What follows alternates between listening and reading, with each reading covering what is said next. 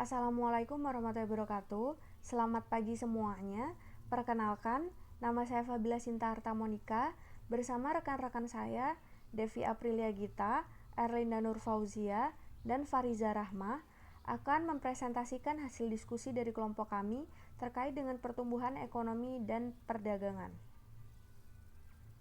Yang pertama kita akan bahas adalah definisi. Definisi perdagangan internasional adalah kegiatan tukar-menukar barang atau jasa yang dilakukan antara individu dengan individu, individu dengan pemerintah, atau pemerintah dengan pemerintah dari suatu negara lain di pasar dunia atau global dengan tujuan untuk memenuhi kebutuhan dan mencari keuntungan. Berikutnya adalah definisi pertumbuhan ekonomi. Pertumbuhan ekonomi sendiri adalah proses perubahan kondisi perekonomian suatu negara secara berkesinambungan menuju keadaan yang lebih baik selama periode tertentu. Pertumbuhan ekonomi dapat diartikan juga sebagai proses kenaikan kapasitas produksi suatu perekonomian yang diwujudkan dalam bentuk kenaikan pendapatan nasional. Adanya pertumbuhan ekonomi merupakan indikasi keberhasilan pembangunan ekonomi. Berikutnya yang akan kita bahas adalah hubungan perdagangan internasional terhadap pertumbuhan ekonomi.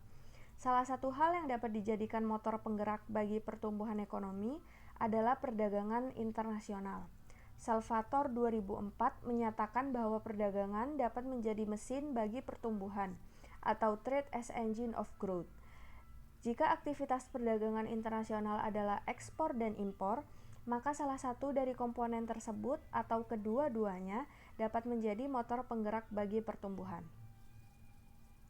Berikutnya yang akan kita bahas adalah model perdagangan internasional teori dari beberapa ahli. Yang pertama adalah model Adam Smith.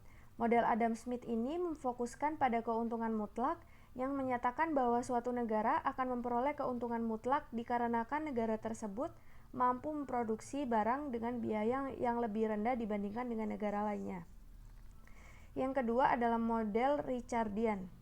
Ricardian memfokuskan pada kelebihan komparatif dan mungkin merupakan konsep paling penting dalam teori perdagangan internasional. Dalam sebuah model Ricardian, negara mengkhususkan dalam memproduksi apa yang mereka paling baik produksi.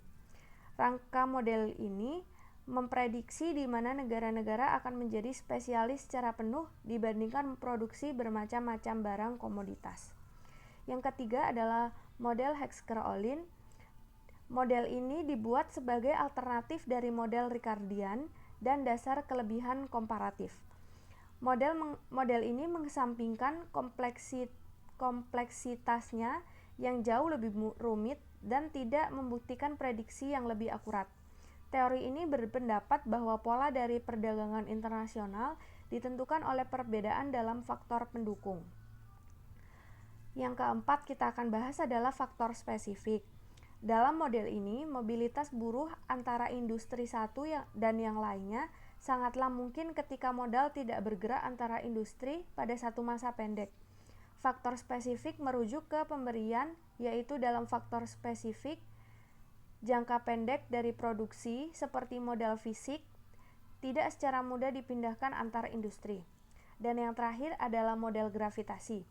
Model gravitasi perdagangan menyajikan sebuah analisis yang lebih empiris dari pola perdagangan dibanding model yang lebih teoritis lainnya. Model gravitasi pada bentuk dasarnya menerka perdagangan berdasarkan jarak antara negara dan interaksi antar negara dalam ukuran ekonominya. Selanjutnya akan dilanjutkan oleh rekan saya. Selanjutnya yaitu faktor pendorong perdagangan internasional. Yang pertama, perbedaan sumber daya alam. Nah, di setiap negara pasti memiliki sumber daya alam yang berbeda.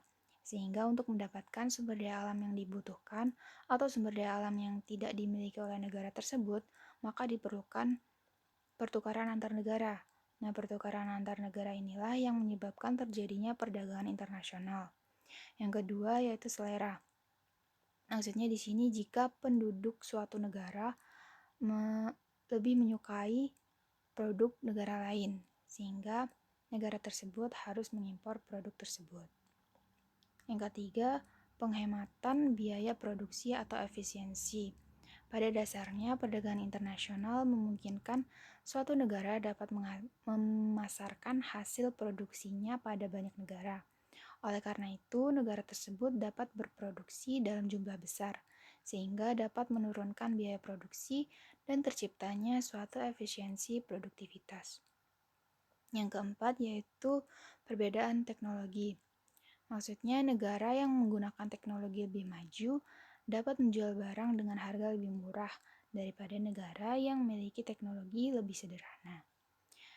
Yang kelima yaitu untuk memenuhi kebutuhan barang dan jasa dalam negeri. Yang keenam, keinginan peroleh keuntungan dan meningkatkan pendapatan negara. Dan yang terakhir, keinginan buka kerjasama, hubungan politik, dan dukungan dari negara lain.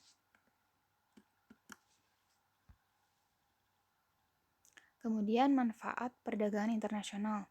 Yang pertama, sumber devisa.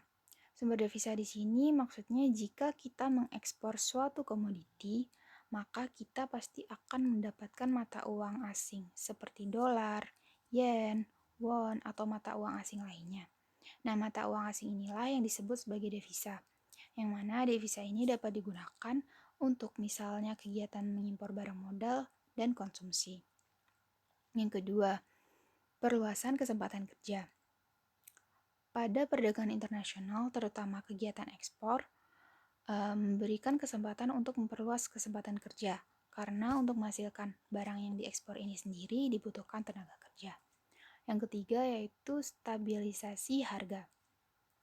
Jika harga suatu jenis barang dalam negeri mahal atau jumlahnya kurang dan tidak dapat memenuhi permintaan pasar, maka barang tersebut harus diimpor. Dengan adanya impor inilah harga barang jenis tersebut akan stabil dan permintaan pun dapat terpenuhi. Yang keempat yaitu peningkatan kualitas konsumsi. Melalui perdagangan internasional, penduduk dapat membeli barang-barang yang belum dapat dihasilkan dari negeri sendiri atau dalam negeri, atau mutunya belum sebaik dari produk luar negeri. Sehingga perdagangan internasional dapat memacu industri dalam negeri untuk meningkatkan kualitas produk yang dihasilkan agar dapat bersaing di pasar internasional. Selanjutnya yaitu percepatan alih teknologi. Untuk menggunakan barang-barang yang diimpor dari luar negeri, dibutuhkan pengetahuan atau keterampilan tertentu, sehingga perlunya suatu pelatihan atau bimbingan. Hal inilah yang akan mempercepat alih teknologi agar dapat memungkinkan suatu negara untuk mempelajari teknik produksi yang lebih modern. Selanjutnya yaitu memperoleh barang yang tidak dapat diproduksi di negeri sendiri. Banyak faktor yang mempengaruhi perbedaan hasil produksi di setiap negara, misalnya seperti kondisi geografis, iklim, tingkat penguasaan iptek, dan lain sebagainya. Dengan adanya perdagangan internasional ini, setiap negara mampu memenuhi kebutuhan yang tidak dapat diproduksi oleh negeri sendiri. Selanjutnya, yaitu memperoleh keuntungan dari spesialisasi.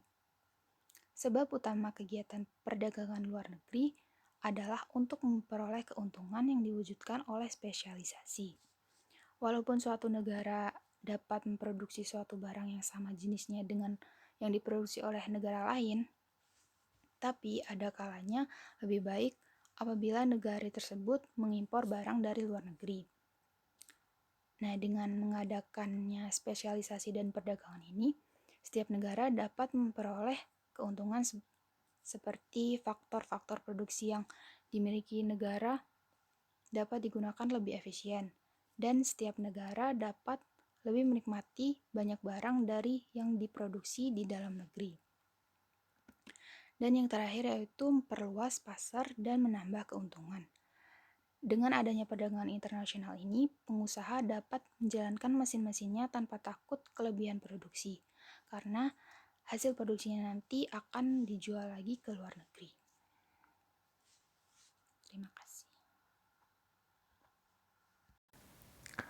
Kebijakan-kebijakan ekspor-impor ada 6, yaitu yang pertama ada tarif atau bea cukai. Tarif adalah pembebanan pajak terhadap barang-barang yang melewati batas kenegaraan.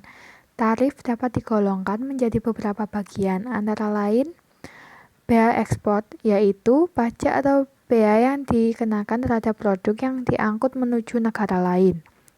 Lalu ada bea transit, yaitu pajak yang dikenakan terhadap produk yang melalui wilayah negara lain dengan ketentuan bahwa negara tersebut bukan merupakan tujuan akhir dari pengiriman. Lalu bea impor, yaitu pajak yang dikenakan terhadap produk yang masuk dalam suatu negara dengan ketentuan negara tersebut merupakan tujuan akhir dari pengiriman produk. Lalu yang terakhir ada uang jaminan impor, yaitu persyaratan bagi importir suatu produk untuk membayar kepada pemerintah sejumlah uang tertentu pada saat kedatangan produk di pasar domestik sebelum penjualan dilakukan. Yang kedua ada kuota impor. Kuota ini membatasi banyaknya unit yang dapat diimpor. Tujuannya untuk membatasi jumlah barang tersebut dan menaikkan harga produknya. Lalu yang ketiga ada subsidi. Subsidi adalah bantuan pemerintah untuk produsen lokal. Subsidi dihasilkan dari pajak yang dipungut pemerintah dari rakyat. Lalu keempat ada exchange control.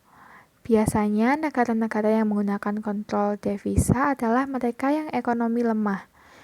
Kontrol ini memungkinkan negara-negara yang ekonominya lebih stabil membatasi jumlah volatilitas nilai tukar mata uang yang masuk maupun keluar. Lalu kelima ada state trading operation. State trading operation ini adalah saat pemerintah dalam perdagangan melakukan kegiatan ekspor. Lalu yang terakhir, keenam, ada peraturan anti-dumping. Politik dumping adalah menjual suatu barang yang nilainya lebih tinggi dari harga beli, baik dijual di luar negeri maupun dalam negeri, tetap mendapatkan untung. Adapun beberapa motif dari politik dumping ini, yaitu antara lain barang-barang yang diminati oleh negara asal dapat terjual di luar negeri. Lalu memperkenalkan suatu produk dalam negeri ke negara lain.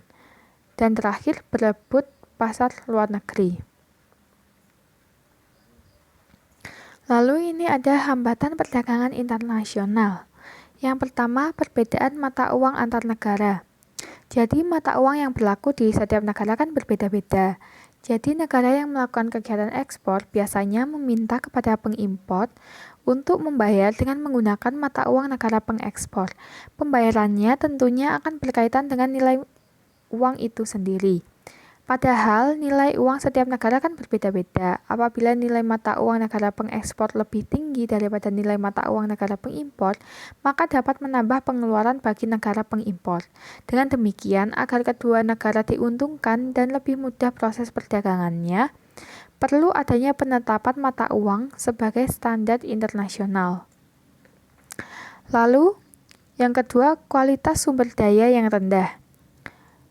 Rendahnya kualitas tenaga kerja dapat menghambat perdagangan internasional, karena jika sumber daya manusianya rendah, maka kualitas dari hasil produksi akan rendah pula.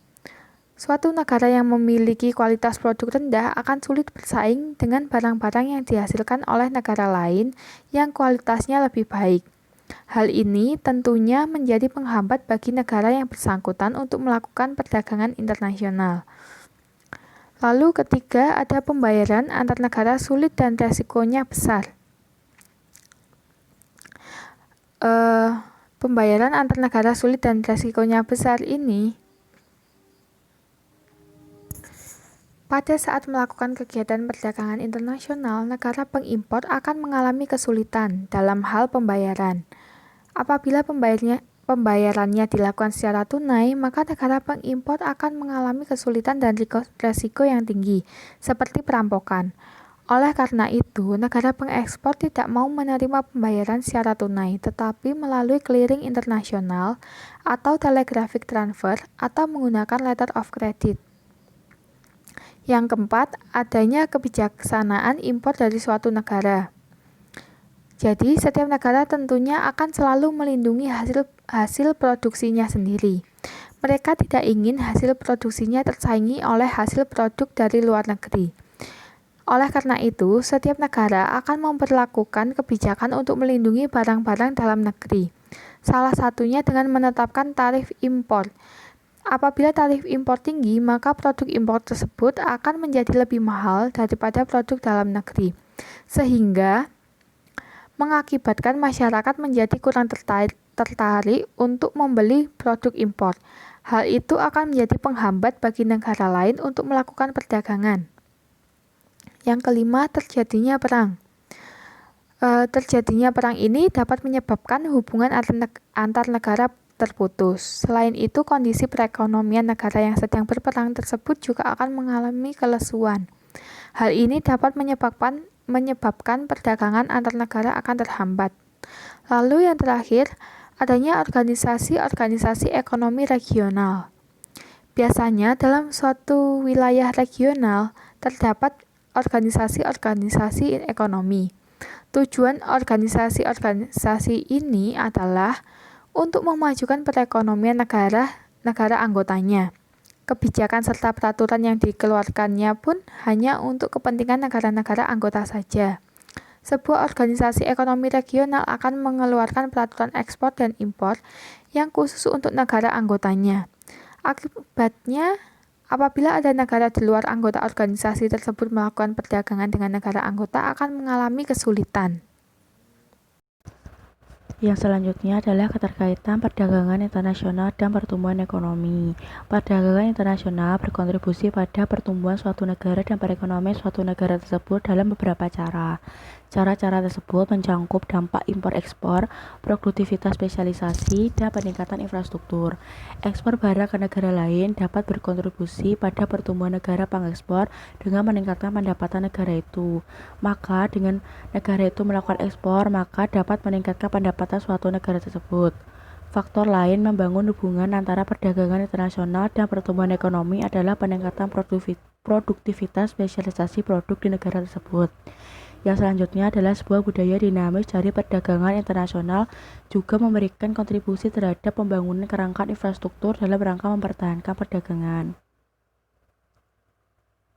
Yang selanjutnya ada dampak-dampak positif dari perdagangan internasional. Yang pertama adalah kegiatan produksi dalam negeri menjadi meningkat secara kuantitas dan kualitas. Dengan adanya perdagangan internasional, maka suatu negara akan mendapatkan permintaan dari negara-negara lain yang cukup tinggi. Maka dari itu, suatu kegiatan produksi suatu negara itu akan menjadi meningkat baik jumlahnya maupun kualitasnya agar bisa bersaing dengan negara-negara lain. Yang selanjutnya, mendorong pertumbuhan ekonomi negara, pemerataan pendapatan masyarakat, dan stabilitas ekonomi nasional. Dengan adanya perdagangan internasional, maka suatu pertumbuhan ekonomi negara itu akan menjadi lebih baik. Selain itu, bisa memeratakan pendapatan masyarakat dengan banyaknya lowongan pekerjaan dan bisa menstabilkan ekonomi nasional di negara tersebut. Yang selanjutnya menambahkan devisa negara melalui biaya masuk dan biaya lain atas ekspor dan impor. Di dalam perdagangan internasional, kita tidak bisa lepas dari ekspor dan impor. Dari ekspor dan impor tersebut akan dikenakan suatu biaya, yaitu biaya masuk dan biaya lain-lainnya. Dari biaya masuk dan biaya lain atas ekspor dan impor itu akan menambahkan devisa suatu negara yang dapat meningkatkan perekonomian negara tersebut. Yang selanjutnya mendorong kemajuan ilmu pengetahuan dan teknologi dalam negeri, terutama dalam bidang sektor industri, dengan munculnya teknologi-teknologi baru yang dapat membantu dalam memproduksi barang lebih banyak dengan waktu yang singkat. Dengan berkembangnya waktu dan dengan berkembangnya zaman, maka suatu negara akan dalam suatu negara akan bermunculan banyak teknologi-teknologi baru, di mana teknologi-teknologi baru itu digunakan untuk memproduksi barang agar lebih cepat dan lebih mengefisiensi waktu. Selain itu, teknologi-teknologi baru itu digunakan agar biaya produksi yang digunakan lebih rendah dan mendapatkan keuntungan yang maksimum. Yang selanjutnya adalah melalui impor, kebutuhan dalam negara dapat terpenuhi. Biasanya dalam suatu negara, kebutuhan negara tersebut ada yang tidak bisa terpenuhi oleh negara tersebut. Jadi, jalan satu-satunya adalah menggunakan cara impor. Dengan cara impor, maka kebutuhan negara yang tidak bisa dipenuhi oleh negara sendiri bisa dipenuhi melalui impor, yaitu melalui membeli barang-barang dari negara lain. Yang selanjutnya adalah memperluas lapangan kerja dan kesempatan masyarakat untuk bekerja.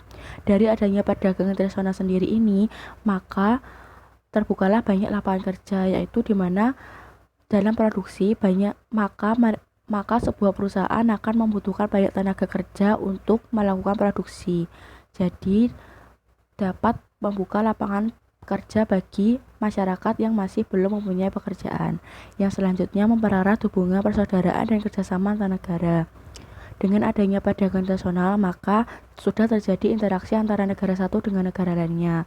Dengan interaksi tersebut, maka negara satu dengan negara lainnya akan semakin erat hubungan persaudaraannya dan kerjasama antar negaranya. Selain ada dampak positif, maka ada dampak negatif dari perdagangan internasional. Yang pertama adalah barang-barang produksi dalam negeri terganggu akibat masuknya barang impor yang dijual lebih murah dalam negeri yang menyebabkan industri dalam negeri mengalami kerugian besar. Biasanya masyarakat cenderung memilih barang impor dikarenakan harganya lebih murah dan masyarakat lebih mementingkan harga dibandingkan kualitas. Jadi, barang-barang di dalam negeri kalah dengan barang impor karena barang-barang di dalam negeri harganya lumayan mahal tetapi kualitasnya benar-benar terjaga. Khususnya pada UMKM. UMKM sendiri barangnya dijamin kualitasnya baik karena barang tersebut dikelola dan diproduksi dengan masyarakat sekitar atau pemberdayaan masyarakat sekitar dan belum menggunakan sepenuhnya dengan teknologi. Jadi pantas saja harganya mahal dikarenakan kualitas pada barang UMKM sendiri juga bagus. Tetapi masyarakat banyak yang mengesampingkan kualitas dan lebih mementingkan harga yang lebih murah daripada kualitas yang lebih bagus. Selanjutnya munculnya ketergantungan dengan negara maju. Karena negara tersebut munculnya ketergantungan dengan negara maju. Biasanya suatu negara yang tidak bisa memenuhi kebutuhan sendiri akan bergantung pada negara-negara maju yang bisa memenuhi kebutuhannya. Tetapi ketergantungan tersebut bisa menimbulkan dampak negatif karena jika suatu negara selalu bergantung dengan negara maju, maka negara itu tidak bisa berkembang dan tidak bisa mandiri dalam memenuhi kebutuhannya sendiri.